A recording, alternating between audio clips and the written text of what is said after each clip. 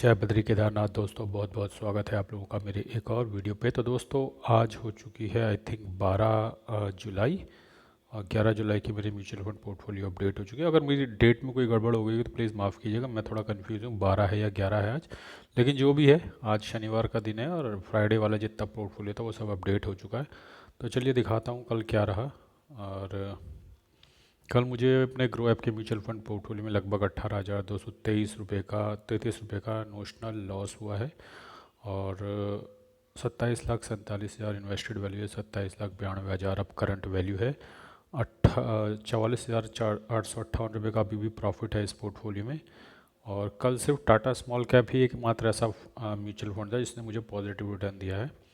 इसके अलावा सब ने नेगेटिव रिटर्न दिया है। और जबकि स्मॉल कैप लगभग 1% घटे हैं, ऐसे में टाटा स्मॉल कैप ने पॉजिटिव रिटर्न कैसे दिया है आई डोंट नो। मतलब इसका कोई शेयर होगा जो ज़बरदस्त चल गया होगा, लेकिन आई थिंक मैं आपको धीरे धीरे दिखाता हूँ।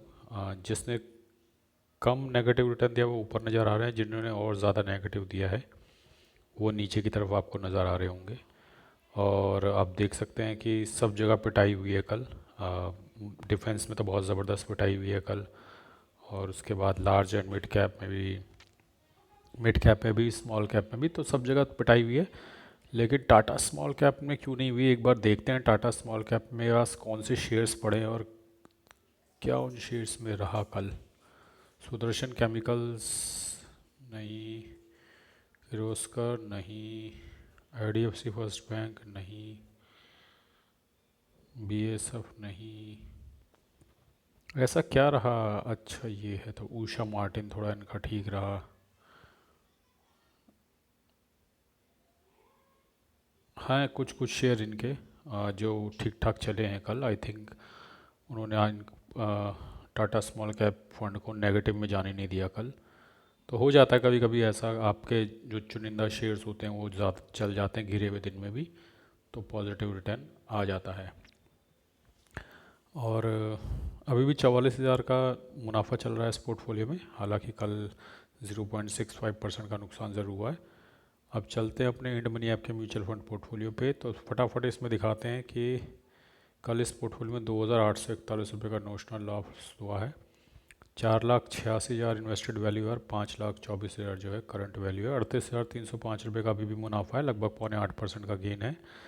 84,000 की एसआईपी लगी है, 32,000 की एसआईपी पूरी हो चुकी है। आप देख सकते हैं पराग पार्क ने कल 375 का नुकसान दिया है, 5.73% के मुनाफे में फंड। निपॉन इंडिया लार्ज के अपने कल 437 का नुकसान दिया है, लगभग 7% के मुनाफे में। आईसीआईसी लार्ज के अपने कल 588 का नुकसान दिया है, लगभग 6.5% के मुनाफे में। कोटक मिड कैप ने कल 132 का नुकसान दिया, लगभग 11.25% के मुनाफे में। एडलवेज स्मॉल कैप 116% का नुकसान दिया है और लगभग 11.25% के मुनाफे में। एचडीएफसी मिड कैप ने 52 रुपये का नुकसान दिया, लगभग 10.5% के मुनाफे में। एडलवेज मिड कैप 163 का नुकसान दिया है, लगभग 9.79% के मुनाफे में। तो एडलवेज मिड कैप देखिए बीच में टॉप परफॉर्मर बन गया था, लेकिन अब बहुत तेज़ी से नीचे आ रहा है। तो ऐसा होता है, म्यूचुअल फंड्स ऊपर नीचे करते रहते हैं, तो ऐसा नहीं है कि कोई परफॉर्म ना कर रहा हो तो आपको उसको तुरंत बेच देना चाहिए। अभी आई थिंक 2-3 महीने पहले की बात है, एडलवेज मिड कैप लीडर था मेरे पोर्टफोलियो में एज फार एज रिटर्न। तो अब देखिए ये 10% के भी नीचे आ गया है। कोटक स्मॉल कैप 108 रुपये का गेन है, लॉस है और 9.5% का मुनाफा। निपुण इंडिया ग्रोथ मिड कैप 115 रुपये का लॉस हुआ कल और 9.25% का मुनाफा। मोतीलाल ओसवाल मिड कैप 147 का तगड़ा लॉस हुआ है कल, लगभग 7.3% के मुनाफे में। कैनरा रोबेको ने 109 रुपये का लॉस दिया, 10.25% के मुनाफे में। Bank of India small cap ने कल 75 रुपये का लॉस दिया, लगभग 10% का मुनाफे में। एचएसबीसी स्मॉल कैप ने कल 130 रुपये का लॉस दिया, लगभग 11% के मुनाफे में। इन्वेस्को इंडिया मिड कैप जो टॉप परफॉर्मर था उसने कल 21 रुपये का नुकसान दिया, अभी भी लगभग 14% के मुनाफे में था। इन्वेस्को इंडिया मिड कैप ने अपनी बढ़त बरकरार रखी हुई है और अभी भी मेरा बेस्ट म्यूचुअल फंड जब से मैंने पोर्टफोलियो बनाया है 1 जनवरी 2025 से, तो इन्वेस्को इंडिया मिड कैप ही है। Investment India large and mid cap ने भी 49 रुपीज़ का लॉस दिया, 12% के मुनाफे में। निपॉन इंडिया स्मॉल कैप ने कल 45 रुपये का लॉस दिया, लगभग 10.5% के मुनाफे में। टाटा स्मॉल कैप 24 रुपये का रिटर्न, लगभग 10.25% का मुनाफा। एसबीआई स्मॉल कैप 22 रुपये का लॉस, 9.25% का मुनाफा। बंधन लार्ज एंड मिड कैप में 82 रुपये का लॉस दिया, लगभग 7.5% के मुनाफे में। जीएम फ्लेक्सी कैप ने 92 रुपीज़ का लॉस दिया, लगभग 4.25% के मुनाफे में ये म्यूचुअल फंड है। अब मेरी कौन कौन सी एसआईपी मंडे को कटने वाली है एक बार आपको नज़र पड़वा देता हूँ। तो Nippon India large cap, ICICI Prudential large cap, HSBC small cap, Nippon India small cap, Invesco India mid cap, Invesco India large and mid cap, JM flexi cap, Motilal Oswal mid cap. तो बहुत सारी एसआईपीज़ मेरी Monday को जा रही हैं और सस्ते में यानी भी मिलने भी वाली है, तो अच्छा ही है। काफ़ी सारी एसआईपीज़ लगी हुई हैं और मार्केट तो डाउन खुलने का ही पूरा अंदेशा है सोमवार को। तो अच्छा सस्ते में कुछ माल खरीद देंगे हम। और एक बार आपको एफआईडीआई का बाय सेल का डेटा भी दिखा देते हैं कल का।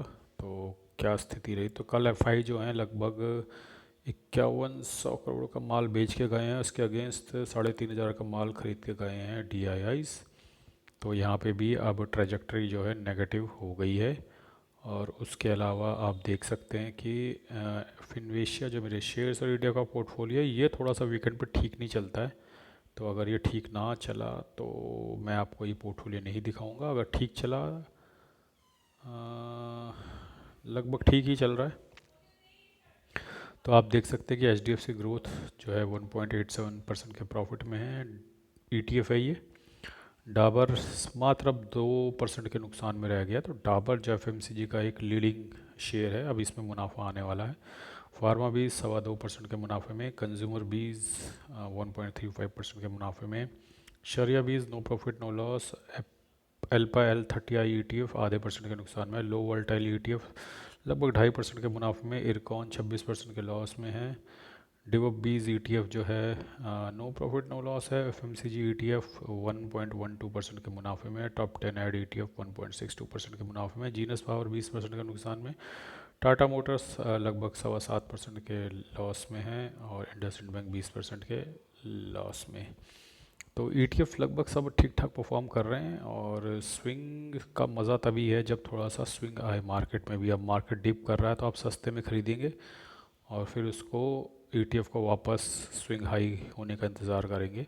और जैसा कि मैंने आपको बताया कि मैं ETF 5% के मुनाफे में निकाल दूंगा इन द सेंस कि मैं उसमें स्टॉप लॉस लगा दूंगा कि 5% से नीचे ना जाए। अगर वो ऊपर गया तो मैं ट्रेल करूंगा, और वो कट गया 5% पे आके तो काम ख़त्म। 5% पे अपना प्रॉफिट बुक करना है। तो ये तो थी स्थिति मेरे तीनों ही पोर्टफोलियो की, मैं आगे दिखा चुका हूँ। अब क्योंकि एक बार मैं आपको करंट चार्ट भी बता देता हूँ ताकि मैं आपको थोड़ा सा मुझे क्या लगता है मार्केट में क्या होने वाला है। क्योंकि 25,200 अब टूट गया, तो देखिए दोस्तों अगले हफ्ते 24,800 की रेंज खुल गई है अब। क्योंकि 25,200 के टूटती है अब नीचे 24,800 की ही रेंज है। वो पुरानी वाली रेंज वो सपोर्ट का काम करेगी। तो अगर सोमवार के दिन या अगले हफ्ते 24,800 के आसपास तक मार्केट जाती है तो वहाँ पे ख़रीदने का एक अच्छी अपॉर्चुनिटी होगी। लेकिन मैं ये भी बता दूं कि मैं सेबी रजिस्टर्ड फाइनेंशियल एडवाइज़र नहीं हूँ। आप अपनी बुद्धि से और अपने फाइनेंशियल एडवाइज़र की सलाह से ही इन्वेस्ट करें। और मैंने कुछ फ्लिपकार्ट और मिंत्रा के लिंक दे रखे हैं, अगर आप चाहें तो वहाँ से शॉपिंग भी कर सकते हैं। वीकेंड आ चुका है, आप डेफिनेटली कुछ ना कुछ शॉपिंग करते ही होंगे फ्लिपकार्ट या मिंत्रा से, तो प्लीज़ मेरे लिंक के थ्रू जाके शॉपिंग कीजिएगा। आप मोबाइल स्क्रीन पर टैप करोगे तो लेफ्ट साइड बॉटम में आपको प्रोडक्ट लिंक्स दिखेंगे। किसी भी लिंक के थ्रू, प्रोडक्ट के थ्रू अंदर घुस जाइए फ्लिपकार्ट में या मिंत्रा में, फिर आप कुछ भी खरीदेंगे आपके भाई को उसमें मॉनेटरी बेनिफिट रहता है। आज के लिए बस इतना ही। धन्यवाद। Goodbye. जय बद्री केदार।